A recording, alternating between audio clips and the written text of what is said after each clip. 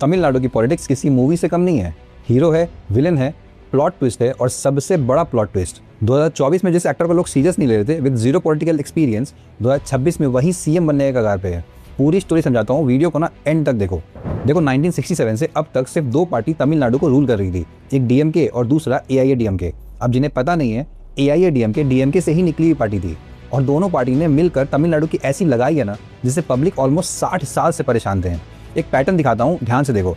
1967 में डीएमके जीत जाता है, फिर 1977 में एआईएडीएमके, फिर 89 में डीएमके, फिर 91 में वापस एआईएडीएमके, 96 में डीएमके, 2001 में एआईएडीएमके, 2006 में वापस डीएमके और 2011 और 16 में एआईएडीएमके और 2021 में वापस डीएमके।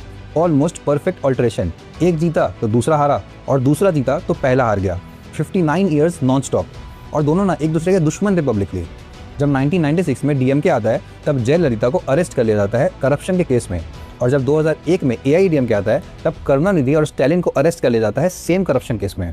अब आप खुद सोच कर देखो, ये एकदम साउथ की मूवी जैसी नहीं लग रही। एक गांव में दो दुश्मन और दोनों ही एकदम पावरफुल, पब्लिक दोनों से परेशान है और किसी मसीहा का इंतजार कर रहे हैं।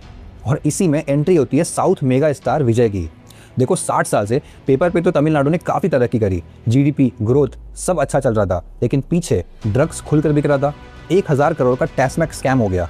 गवर्नमेंट की शराब की दुकान का पैसा सीधा सीएम के बेटे की फिल्म को फंड करने लग गया। मनी लॉन्ड्रिंग, ईडी रेड्स की अक्यूज्ड देश छोड़कर भागने लगे। और फिर सितंबर 2024 में स्टैलिन ने अपने ही बेटे उदयनिधि को डेप्यूटी सीएम बना दिया। मतलब जो पहली बार एमएलए बना था सीधा उसे डेप्यूटी सीएम। नेपोटिज्म की हद देखो आप।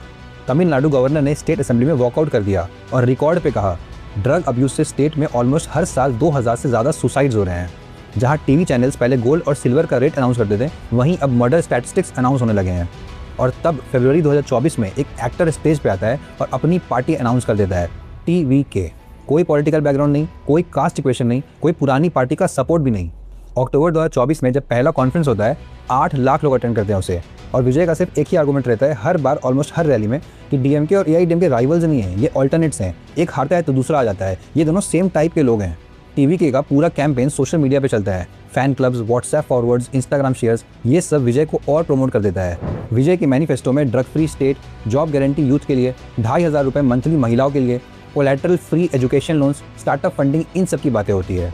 और फिर जब वोटिंग का डे आता है 23 अप्रैल 2026 को 85.1% वोटर वोट करते हैं। तमिलनाडु के पूरे हिस्ट्री में सबसे ज़्यादा पहली बार इतने लोग वोट करने निकले थे, बस इसलिए क्योंकि पहली बार एक तीसरा ऑप्शन मिला था उन्हें, वो मसीहा जिन्हें वो ऑलमोस्ट 60 साल से ढूंढ रहे थे, वो शायद उन्हें मिल गया है। अब आपको क्या लगता है, विजय की गवर्नमेंट बन पाएगी भी या नहीं, और अगर बनेगी तो अच्छी चलेगी या नहीं, कमेंट में बताओ। और ऐसे ही अमेजिंग इन्फॉर्मेशन के लिए मुझे फॉलो करो और चैनल को सब्सक्राइब करो।